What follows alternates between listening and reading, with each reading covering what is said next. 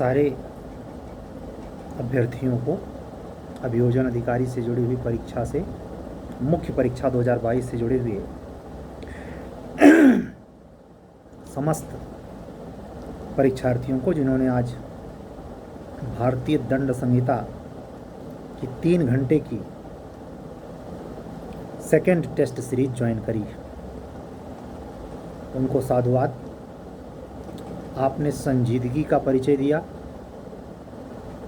आपने आत्मनियंत्रण के साथ एक अच्छे माहौल में अपनी कर्तव्यबद्धता का परिचय दिया। सही समय पर आप अपने आलेख को पूरा करके हमको प्रत्युत्तरित किया। इन सब के लिए आप सभी का दिल से शुक्रिया। लेट नाइट का समय है जिस समय हम ये वीडियो रिकॉर्ड कर रहे हैं, आप सभी के हितार्थ। जो अभ्यर्थी अधिवक्ता बंधु बहनें फ्रेश जोन में होकर टेस्ट सीरीज में अपने सतत लक्ष्य के प्रति उद्यमशील हैं, कर्तव्य के विमुख नहीं हैं, कर्तव्योन्मुख हैं, परमात्मा आपकी 100% मदद करेगा। किसी की अतिरिक्त प्रे, दुआ या नियोजन की जरूरत नहीं है। आपका अपना स्व, आपका अपना ही व्यक्तिगत विचार जो निर्मल है, जो ज़्यादा झंझावातों से भरा नहीं है, जो शांत सरोवर की तरह है, जिसमें एक कंकड़ भी पड़ जाए तो लहर कंकड़ जितनी पैदा कर सकता है शांत जल में, वो पैदा करके जब वो अपने भार के वशीभूत होकर सरोवर के तल में जाके टिके तो ऊपर से देखा जा सके, इतना शांत है आपका मस्तिष्क। तो आपको उच्चतम पायदान तक पहुंचने के लिए कोई रोक नहीं सकता।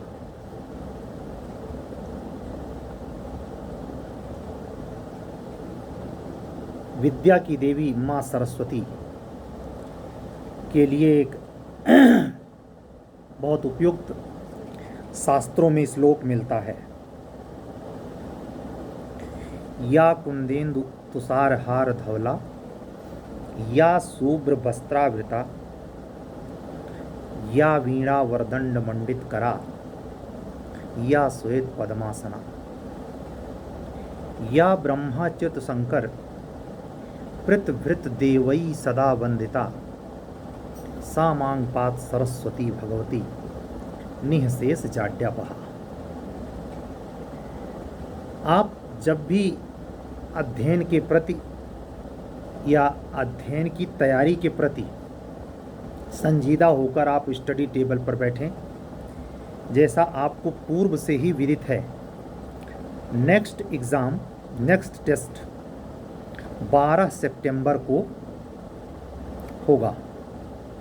हमने कल बताया था कि वह हिंदी पर केंद्रित होगा, न कि साक्ष्य विधि पर।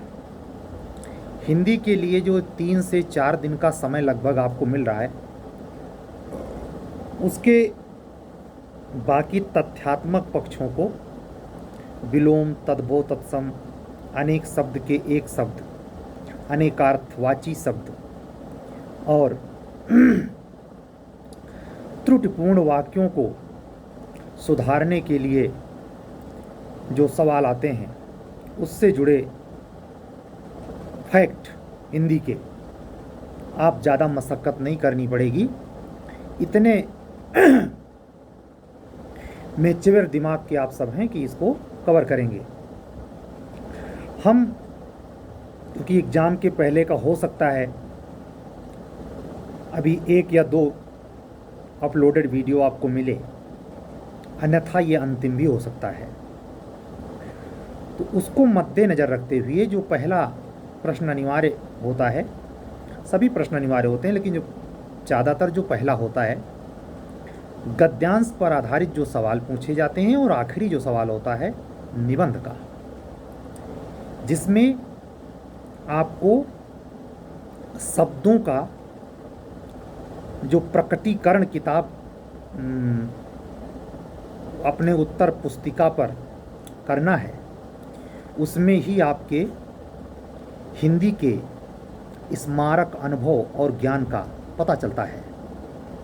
साथ ही थोड़ा बहुत गुंजाइश पत्र व्यवहार भी देता है कि आपकी लेखनी में कितनी सिलवटें हैं, आप अपने लेखनी के प्रति कितने सशक्त, चैतन्य और प्रवाहित हैं। प्रवाहित कहने का मतलब प्रवाह है आपके लेखनी में, या सिर्फ लिखने के लिए लिखते हैं। हिंदी के क्षेत्र में जब हम इंटरमीडिएट की पढ़ाई कर रहे हों और यूपी बोर्ड के स्टूडेंट रहे हों, तो 3-4 नामों का मैं हिंदी साहित्य में नाम लेना चाहूँगा, जिसमें सबसे पहले आते हैं प्रताप नारायण मिश्र, और दूसरे नंबर पर आते हैं आचार्य रामचंद्र शुक्ल, और तीसरे नंबर पर आते हैं जिन्होंने बहुत बड़ा नाम कमाया आलोचना की दुनिया में, नामवर सिंह।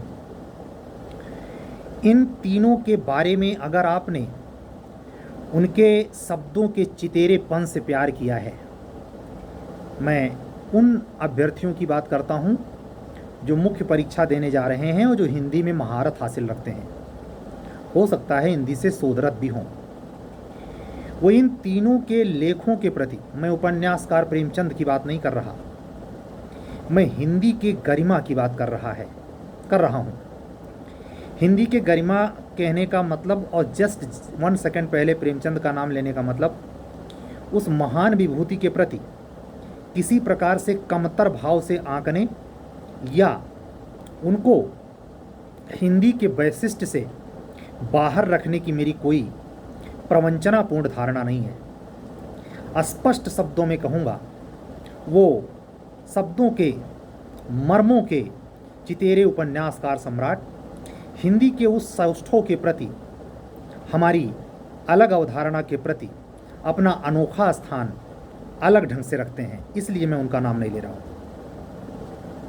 हम चाहते हैं कि आप जो हिंदी लिखें और जो प्रोफेसर आपका कमीशन में कॉपी चेक करे, उसके अंदर ये फीलिंग जाए कि आपके शब्द, आपके वाक्य, आपके उपवाक्य, आपके पैराग्राफ चेंज करने की प्रवृत्ति, आपके सेंटेंस की, आपके वाक्य की लिमिट, और आपके हर कथन के बाद सेकंड कथन, दूसरे कथन में एक प्रवाह दिखाई पड़े।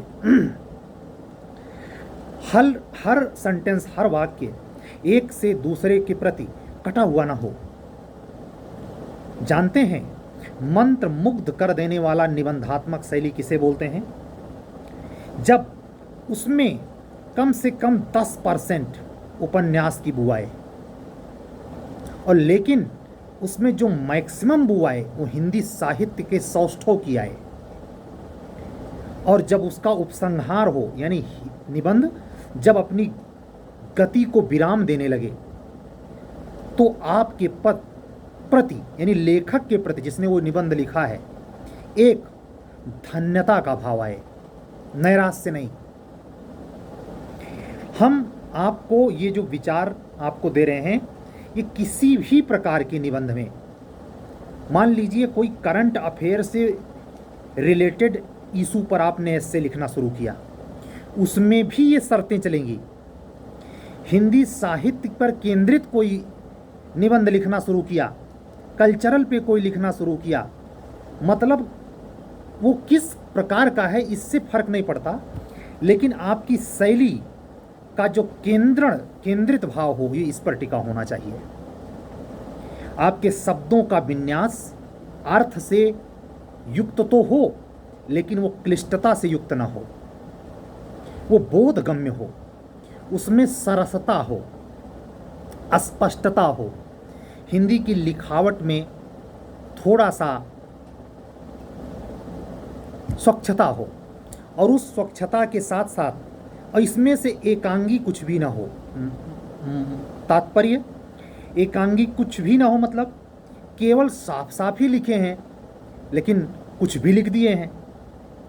पहला कथन अगले उपवाक्य से कनेक्ट नहीं हो रहा है, अर्थ कुछ और निकलता है और अंत कुछ और हो जाता है। यानी इसमें जो विचार आए हैं और उसका अपने का हाथ की उंगलियों के माध्यम से, आपके कलम के माध्यम से, आपकी परीक्षा की कॉपी पर जो निष्पादन हुआ है लिखावट का, उसमें अनुक्रम नहीं है, एक श्रेणीबद्धता नहीं है। और जब श्रेणीबद्धता नहीं होगी तो ये तय मानिए आपका लेख चाहे 2 ही पैरा का हो, 4 ही पैरा का हो, 1 पन्ने का हो, 2 पेज का हो, फर्क नहीं पड़ता, नंबर आप कटवा कर ही आएंगे।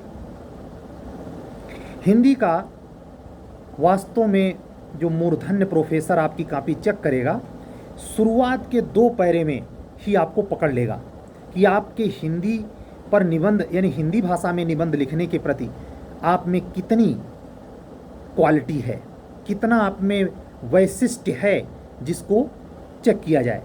इसके कहने का अर्थ, इसके कहने का अभिप्राय कदापि ये नहीं है कि बड़े चतुराई के साथ शुरुआत की प्रस्तावना और उसके फर्स्ट पैरा को लावण्यमय बनाने के लिए आप अति विशिष्ट के भाव से भर जाएं और आपका लिखावट अतिरंजना का शिकार हो जाए। ध्यान रखिए, ये इतना चर्चित, प्रचलित और आम बात हो गई है कि कैसे एग्जामिनर को हम मूर्ख बना के नंबर ले लें।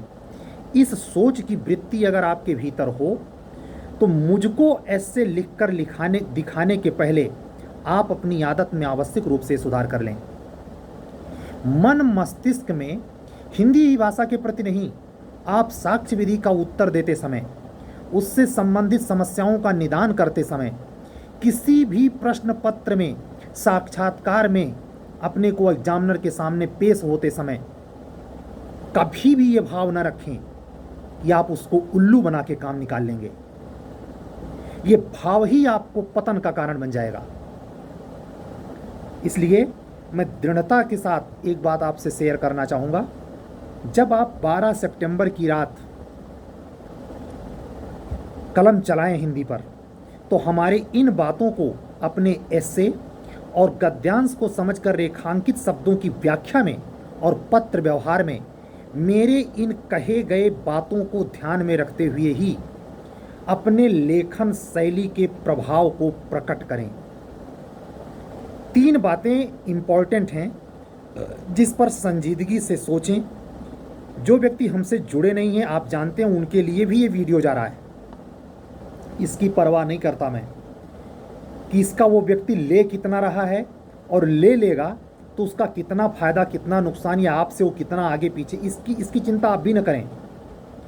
एक बड़ी विचित्र स्थिति है ब्रह्मांड की नायिका और सरस्वती माँ के प्रेषण शक्ति में। लुटता सभी है, बंटता सभी है, लेकिन प्राप्त तो उतना ही होता है जितना आप उसके योग्य हैं।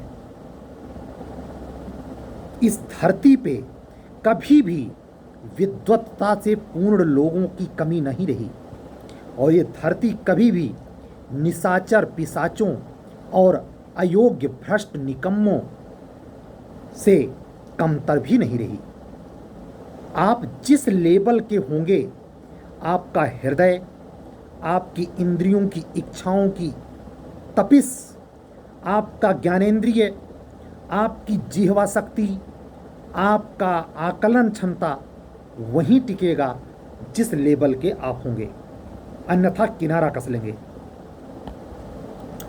तो हिंदी के प्रति जो मैंने बताया, शब्दों में आप जहाँ से शुरुआत करें, अभिप्रयात्मक ढंग से प्रवाह रखें। पहले सेंटेंस को आपने क्यों लिखा है, ये सेकंड वाले में जरूर अभिदर्शित हो, कटा कटा सा ना हो। और जो दूसरी महत्वपूर्ण बात, आपके दिमाग में चूंकि तैयारी के दौरान इतना कंपटीशन में आपको फैक्ट रखना पड़ता है, चाहे जिस एरिया के कंपटीटर हों आप, सिविल के हों, जुडिशरी के हों, वनडे एग्ज़ाम के हों, रेलवे के हों, एनी हाउ किसी एग्ज़ाम के हों, फ़र्क नहीं पड़ता। आप आदती हो जाते हैं फैक्ट चुराने, फैक्ट रटने और फैक्ट को उड़ेलने के। ये निबंध नहीं मांगता।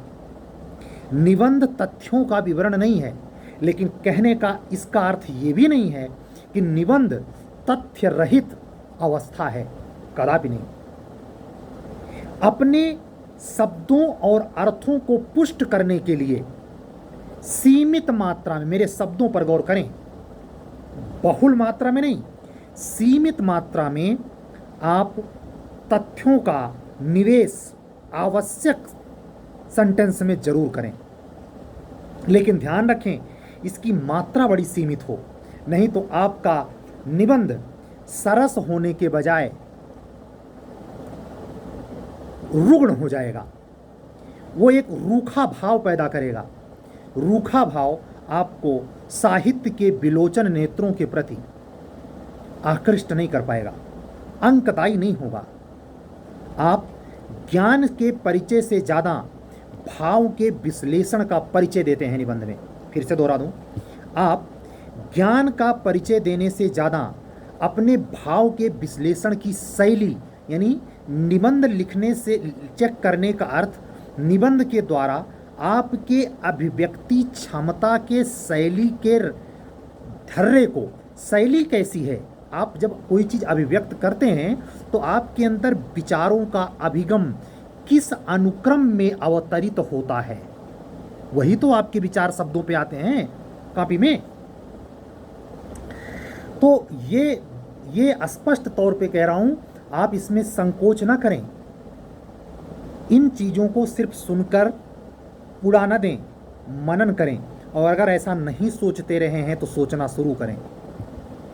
मार्केट से एस्से के लिए रटी रटाई किताबों से अपेक्षाकृत आपने ज़िंदगी में जो अनुभव सीखे हैं, जहाँ जहाँ आप गए हैं, आप क्या राइटिंग के आदती हैं, डायरी लिखते हैं, या अपनी बातों को, दिन भर की घटनाओं, या वैसे भी आपका मन कभी लिखने को करता है? अगर करता है तो निबंध लिख ले जाएंगे, और अगर नहीं करता है, विशुद्ध इंजीनियरिंग मेथड के आप स्टूडेंट रहे हैं, हिंदी से पहले नहीं पढ़ा है, तो आपके लिए अभ्यास का विषय है, आपके लिए तीसरे लोग का विषय नहीं है, मायावी दुनिया में नहीं है। एस्से आपके विचारों का एक अनुक्रमबद्ध, प्रवाहपूर्ण, शुचितापूर्ण और एक साहित्य के आलोक में प्रकट की जाने वाली अभिव्यंजनात्मक शैली है। आपको आश्चर्य लगेगा, ये हमारा उत्तर भारतीय समाज, खास करके कानपुर से पश्चिम, लखनऊ से पश्चिम, पश्चिमी उत्तर प्रदेश, जो हिंदी के, शुद्ध हिंदी के लिए परिचायक एरिया है, वहाँ भी इसकी महिमा का पता नहीं है। और मैं जो 3 निबंधकारों के नाम लिए हैं, ये उस क्षेत्र से बिलोंग नहीं करते। आचार्य रामचंद्र शुक्ल तो हमारे ज़िले से हैं, उनका घर हमारे घर से बहुत करीब है, लेकिन उतना बड़ा निबंधकार इस धरती पे हिंदी में दूसरा नहीं हुआ। समझ रहे हैं आप? साहित्य में जैसे ये दैनिक जागरण, हिंदुस्तान, जनसत्ता, हिंदी के पेपर्स में जो आलेख छपते हैं, आप ऐसे पढ़ते हैं टाइम पास, या उस पर झगड़ पड़ते हैं जो उसमें न्यूज़ है कि कैसे मोदी ने ये कह दिया, मुलायम सिंह ने, कैसे अखिलेश ने। क्या सार है इससे? पेपर की खबर भी पढ़ें तो निबंध के दृष्टिकोण से पढ़ें, पत्रिकाएं पढ़ें साहित्य की, ये आपको विकसित करेगा। इतने कम समय में इतने ठोस आधार के साथ आप नहीं आ पाएंगे। हम बचे हुए समय के लिए शॉर्टकट एक उपाय आपको दे रहे हैं, जो मैं बोल रहा हूं उस पर मनन करें, और जब आप लिखें 12 तारीख को, तो आपके लिखने में ये बातें बिंबित होनी चाहिए, उसका बिंब स्पष्ट शब्दों। हाँ, महत्वपूर्ण बात, अगर हिंदी के स्टूडेंट नहीं होंगे तो इंग्लिश के होंगे, और इंग्लिश की लिटरेचर से चाहे इंडिया टुडे पढ़ रहे हों, आउटलुक पढ़ रहे हों, टाइम्स ऑफ इंडिया पढ़ रहे हों, द हिंदू पढ़ रहे हों, कुछ ही तो पढ़ रहे होंगे, ऐसे ही आर्टिकल नहीं पढ़ लेते होंगे। आपने अगर इंग्लिश में बीए एमए या कुछ भी किया होगा तो आप ये गौर करें, जो मानक शर्त हिंदी साहित्य अनुपालित करता है अपनी भाषा के लिए, लगभग वैसा हर भाषा का आलेख अनिवार्यतया स्वीकार करता है। मेरे कहने का मतलब, वो जो पैरा चेंज करते हैं, जैसे मान लीजिए कोई खबर छपी, हिंदू पढ़ रहे हैं आप, तो आप देखें वो राइटर जिसने भी उसको लिखा है, वो रिपोर्टर, वो अपने पैरा कब चेंज करता है। कभी इस पर ठंडे दिमाग से सोचें, ऐसा क्यों करता, वो इक्के में काहे नहीं लिख देता पूरा। आपको समझ आएगा। अगर ऐसा गौर नहीं किए हैं तो आप इसी 4 दिन में गौर करें और देखें वो पैरा क्यों चेंज करता है, तो आप पाएंगे एक बात, एक पैरे की बात अगले पैरे से प्रकारांतर रखती है। जिस पैरे की बात खत्म हुई उस पैरे में वहीं एक विराम लेती है, इसलिए पैरा बदलता है। पैरा बदलने का मतलब आलेख में आख्यान के भाव का जो बिंब है वो बदल रहा है। कुछ दूसरी बात दूसरे पैरे में आप कहना चाह रहे हैं, लेकिन वो बिल्कुल विलग नहीं है, कनेक्ट है। लेकिन जिस भाव को संपूर्ण रूप से आप निबंध में जिस टॉपिक को केंद्रित करके आप लिखने जा रहे हैं, लिख रहे हैं, उसके प्रथम पैरा में जो आपने एक शॉर्ट पुट दिया है, जो आपने उसमें शब्दों का संक्षेपण किया है, भावों का जो संक्षेपण किया है, वो विसरित होना शुरू हो रहा है। और उसका पहला प्रक्रम क्या है, उस पहले प्रक्रम को ही पहले पैरा में लिखना होता है। अगर आप कुल 5 पैरे में ऐसे लिख रहे हैं तो तीसरा पैरा आपका विवरणात्मक होना चाहिए, पहला और दूसरा नहीं। इंग्लिश मीडियम के स्टूडेंट हमारे आज की बात से काफ़ी भौचक्के से रह जाएंगे, लेकिन हिंदी वाले रस लेंगे। और आपको लिखना तो हिंदी वाले पेपर में हिंदी ही है, तो अब आपकी यहाँ पहली बार मजबूरी है, और यही केवल है, हाँ जूनियर डिवीज़न में भी हो गई है। तो इंग्लिश के हमारे कॉन्वेंटियल स्टूडेंट्स जिन्होंने पूरी पढ़ाई आपकी अंग्रेजी में हुई है, ध्यान रहिए, उत्तर प्रदेश जुडिशरी में 100 नंबर का पेपर आपको ऊपर से नीचे करने के लिए बहुत पर्याप्त है। समय नहीं है।